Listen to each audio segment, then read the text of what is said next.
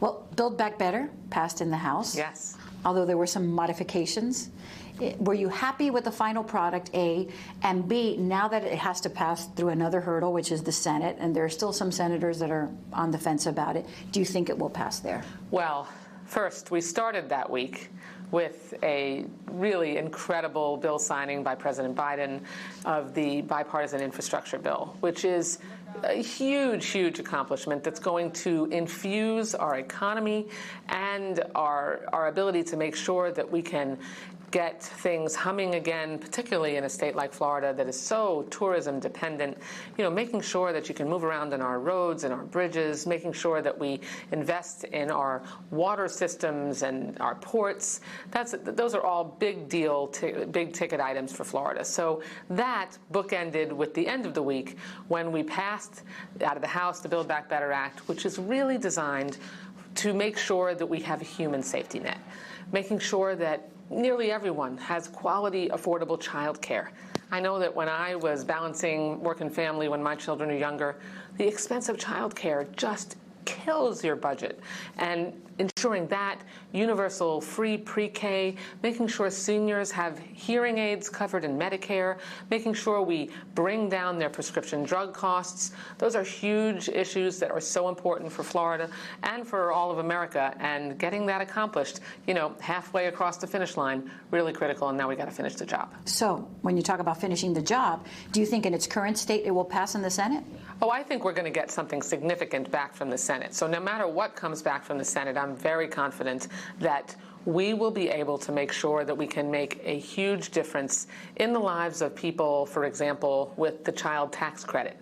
Because we passed the child tax credit during the COVID-19 pandemic, and that is designed to cut child poverty in half. Right now, as we speak, families with young children from under 17 years old are getting $300 to $400 a month that they can use to pay their rent, to put groceries on the table, make sure that they can cover their expenses. And we extend that by a year.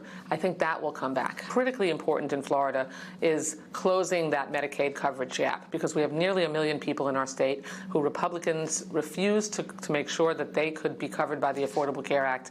Giving them access to quality, affordable health care will be critical. Let's talk about some of the naysayers who are concerned about the price tag and the trillions of dollars.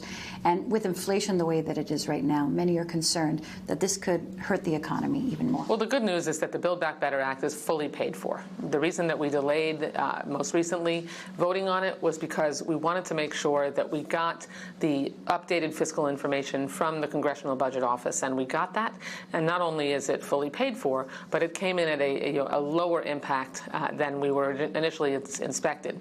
I want to briefly turn to Cuba, because I know you were a big part of the resolution that was put in place, which was more symbolic than anything else.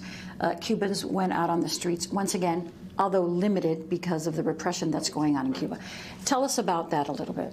It's so important, especially in between July 11th and November 15th, that the United States Congress, the United States Senate passed a similar resolution, and now the House of Representatives has as well, sends a clear message to the Cuban regime that we will not accept, and that the world is watching you.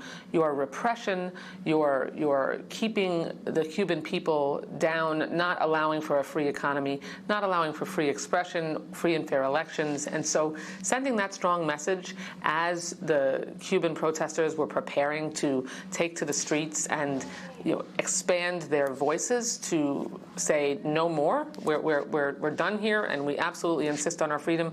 That was very important. It's also been important, Jackie, cumulatively. Yes, the resolution seems symbolic, but when the greatest democracy in the world stands together, and coupled with our President of the United States, Joe Biden, who has been really relentless in pushing to make sure that the regime understands, we're not rolling back our sanctions here.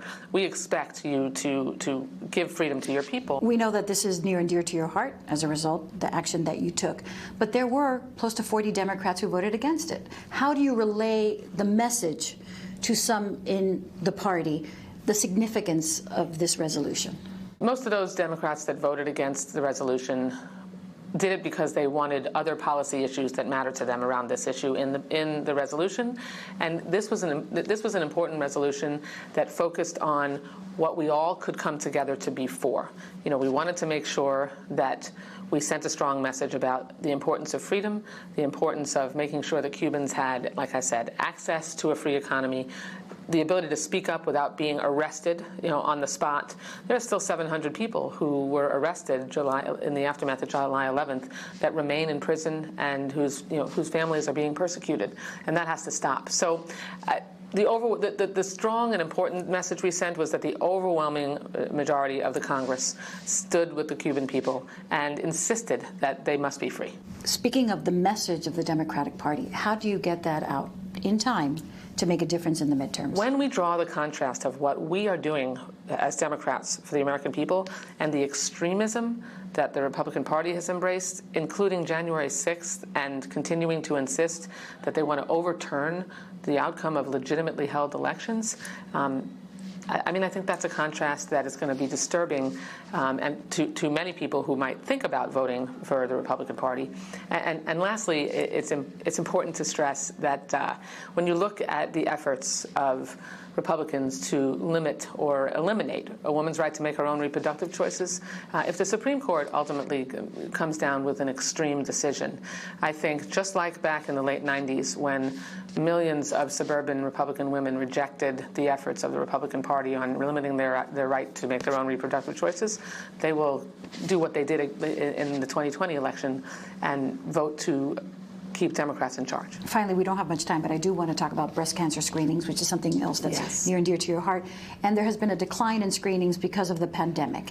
What can we do to remedy that, to turn that around? Well, I asked Congresswoman Stephanie Bice from Oklahoma, she's a Republican, to join me in sending a letter to the Centers for Disease Control to urge them to develop a plan, because we did have a dip in the number of screenings for women between 40 and older for mammograms, and we have to make sure that we remind them that it's important to pay attention to their breast health. I caught my breast cancer early.